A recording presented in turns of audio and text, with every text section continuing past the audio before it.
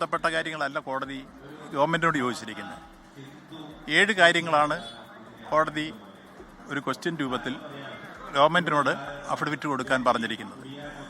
അതിൽ കോടതിക്ക് ഇത്തരം പ്രശ്നങ്ങളിൽ ഇടപെടാനുള്ള ഭരണഘടനാപരമായ അധികാരവും അവകാശത്തെ സംബന്ധിച്ചുള്ള നമ്മുടെ അഭിപ്രായങ്ങൾ അതെല്ലാം ചേർത്തുകൊണ്ടുള്ളതാണ് 7 കാര്യങ്ങൾ പറഞ്ഞിരിക്കുന്നത്. ആ കൂട്ടത്തിൽ നമ്മളൊരു കാര്യം കൂടി കൂട്ടിച്ചേർക്കുന്നു എന്നുള്ളത് 2007 നമ്മൾ കൊടുത്തൊരു അഫിഡവിറ്റ് ഉണ്ട്.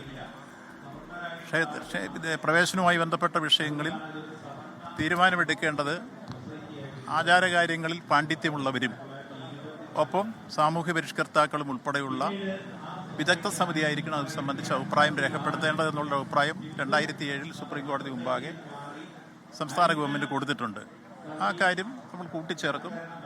എല്ലാ കാലത്തും വിശ്വാസികളുടെ താല്പര്യങ്ങൾ പരിരക്ഷിച്ചുകൊണ്ട് മുന്നോട്ട് പോകണമെന്ന് നിലപാടായിരിക്കും ഗവൺമെൻറ് ഉണ്ടായിരിക്കുക എന്നുള്ള കാര്യവും പറയും. അല്ല, മറ്റേ യുവതീ പ്രവേശനത്തെ സംബന്ധിച്ച് ചോദിക്കുന്ന ഘട്ടത്തിൽ അത് സംബന്ധിച്ച കാര്യവും പറയും.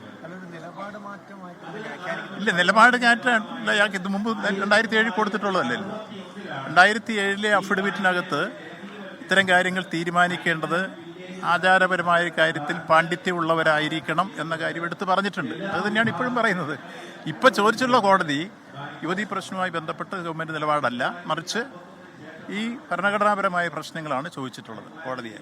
അതിനും നമ്മൾ റിപ്ലൈ കൊടുക്കാൻ ബഹുമാനപ്പെട്ട അഡ്വക്കേറ്റ് ജനറലെയും അതുപോലെ തന്നെ നമ്മൾ സുപ്രീം കോടതിയിലെ ഭരണഘടനാ വിദഗ്ധന്മാരെയും ചുമതലപ്പെടുത്തിയിട്ടുണ്ട്. അവരതനുസരിച്ച് കൊടുക്കും. ഇല്ല, ഈ കാര്യത്തെ സംബന്ധിച്ചോളം മറ്റേ പ്രവേശനവുമായി ബന്ധപ്പെട്ട വിഷയം ചോദിക്കുമ്പോൾ അത് പറഞ്ഞാൽ മതിയല്ലോ. ഇപ്പം ചോദിച്ച കാര്യങ്ങൾക്ക് മറുപടി പറയും. മറ്റേ 2007 കൊടുത്തിട്ടുള്ളതാണ് ഈ കാര്യം. ആചാരപരമായ കാര്യങ്ങളിൽ എന്തോ അല്ലല്ലോ, പാർട്ടി നിലപാടും ഗവൺമെൻറ് നിലപാടും ഒന്ന് തന്നെയാണ്.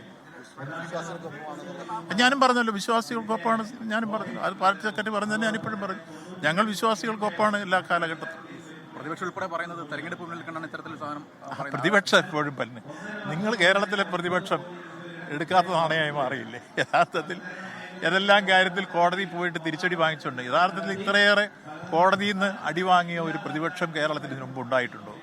ഒന്നിനു പുറകെ ഒന്നായി ഓരോന്നും വിട്ടുപോക്കോളാൻ പറഞ്ഞിരുന്നില്ല കോടതി. യഥാർത്ഥത്തിൽ ഭരണപക്ഷത്തിന് നല്ല അഭിപ്രായം കോടതിയിൽ നിന്ന് വാങ്ങിത്തന്ന പ്രതിപക്ഷത്തോട് നന്ദി പറയാണ് ഭരണപക്ഷം ചെയ്യേണ്ടത്. ഇല്ല, അതൊക്കെ ഉണ്ടെന്ന് ഞങ്ങൾ ഈ കാര്യത്തിൽ പറഞ്ഞ ഇല്ലില്ല. നിങ്ങൾ അങ്ങനെ ഒന്നും വ്യാഖ്യാനിക്കേണ്ട. 2007 തന്നെ ഈ കാര്യം ഞങ്ങൾ പറഞ്ഞിട്ടുണ്ട്. അത് പറയാം. സുപ്രീം കോടതി ഒരു വിധി പ്രഖ്യാപിച്ചാൽ അതിന് എതിരെ വർത്തമാനം പറയാൻ നമുക്ക് അവകാശമുണ്ടോ? രാജ്യത്തിന്റെ പരമോന്നത നീതിപീഠത്തിന്റെ ഒരു വിധിയാണ്. ആ വിധി ഉണ്ടാക്കിയതാരാ? BJPയുടെ ഡൽഹിയിലെ വനിതകളായിട്ടുള്ള വക്കീലന്മാർ. അവരെന്നിട്ട് ഇതിനകത്ത് ഒളിച്ചു കളിക്കുകയല്ലേ? അവരല്ലേ ഇതിനു വേണ്ടി നിൽക്കുന്നത്. അവരെന്നിട്ട് ഇവിടെ വന്നിട്ട് മറ്റൊരു വേഷം കിട്ടും. അവിടെ അതെ മോനെ, ഈ കാര്യം മനസ്സിലാക്കേണ്ട. അന്ന് ഈ കാര്യത്തിൽ വിധി ഉണ്ടാക്കാൻ ശ്രമിച്ചത് BJPയാണ്. BJPയുടെ യങ്സ്റ്റേഴ്സ് ആയിട്ടുള്ള അഡ്വക്കേറ്റ്സാണ് സുപ്രീം കോടതി കേസ് കൊടുത്ത് ഇത്തരം വിധി സമ്പാദിച്ചത്. അതിന് ജന്മഭൂമി അടക്കമുള്ള പത്രം പറഞ്ഞ ചരിത്രപരമായ വിധി എന്നാണ്. പക്ഷെ ഒരു ഘട്ടം കഴിഞ്ഞപ്പോൾ അവർ നേൽമേർ കീഴ്വേർ മറിഞ്ഞു. ഞങ്ങൾ ആ കാര്യത്തിൽ സുപ്രീം കോടതി വിധി മാനിക്കുന്നു എന്നാണെന്ന് പറഞ്ഞത്. അതേസമയത്ത് ഞങ്ങൾ കൊടുത്ത അഫിഡവിറ്റിൽ 2007 കൃത്യമായി ഇത് തീരുമാനിക്കേണ്ടത് ആചാര്യകാര്യങ്ങളിൽ പാണ്ഡിത്യമുള്ളവരും സാമൂഹ്യ പരിഷ്കർത്താക്കളും ഉന്നത സമിതിയാണെന്ന് ഞങ്ങൾ അന്നും പറഞ്ഞിട്ടുണ്ട്.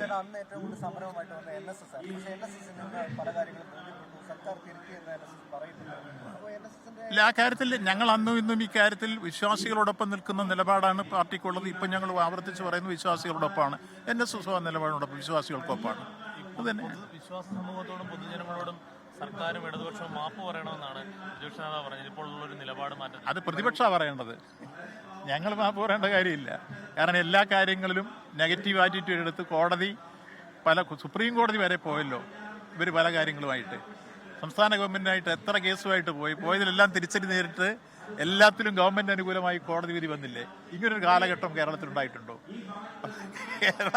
ഇപ്പം ഈ ഗവൺമെൻറ് ഐശ്വര്യം ചില ഫേസ്ബുക്ക് പോസ്റ്റ് ഞാൻ കാണുന്നുണ്ട്. ഈ ഗവൺമെൻറ് ഐശ്വര്യം കേരളത്തിലെ പ്രതിപക്ഷ നേതാവിൻ്റെ കോടതി സമീപനമാണ്.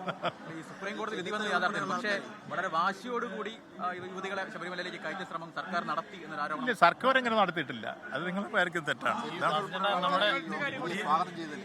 ചെന്നിത്തല ഉൾപ്പെടെയുള്ള ആൾക്കാർ ഈ വിധിയെ സ്വാഗതം ചെയ്തതല്ലേ ആദ്യം സ്വാഗതം ചെയ്തായിരുന്നു. പിന്നീട് ആ മാറ്റങ്ങൾ വന്നു. ജി സുധാകർ വോട്ട് ചോദിച്ചു തുടങ്ങി മത്സരിക്കില്ല. ഇല്ല, അത് അദ്ദേഹത്തിന്റെ ഒരു പോകാനുള്ള മത്സരിക്കാനുള്ള സ്വാതന്ത്ര്യമാണ്. പാർട്ടിക്ക് എന്തെങ്കിലും ഒരു ആശങ്ക പാർട്ടിക്ക് ഒരാശങ്കയില്ല.